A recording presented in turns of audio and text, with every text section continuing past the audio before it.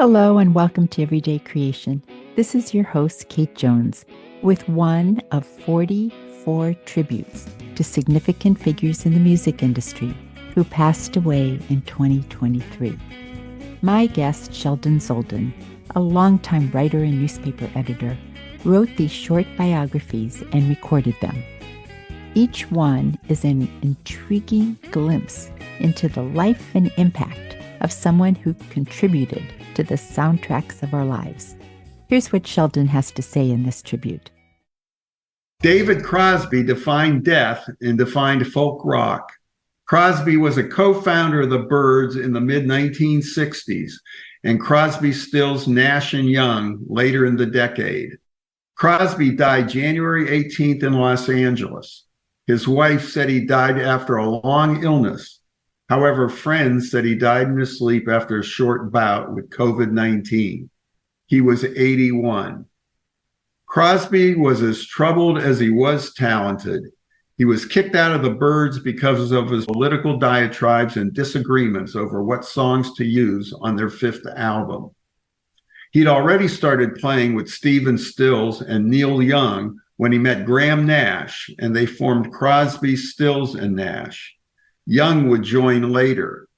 They became one of the most popular groups of the early 1970s. Crosby turned to a solo career during the band's long hiatuses. Crosby's drug use, mostly cocaine and heroin, grew during the 1970s and 80s. He was arrested in Texas in 1982 for possession of cocaine. He continued to abuse drugs for the next 3 years while fighting to stay out of prison.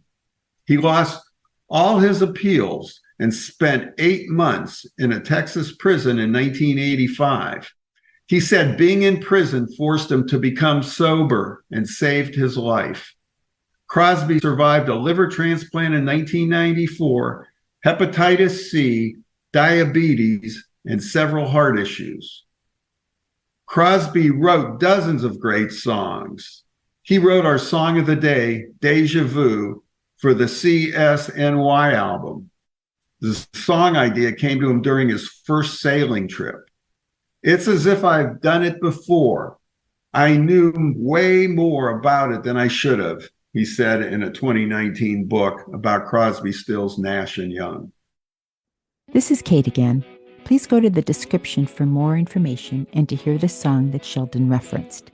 If you enjoyed this tribute, please check out the rest of them. Although some of the names are not as familiar as others, the biographies are equally intriguing. Thank you for listening to Everyday Creation.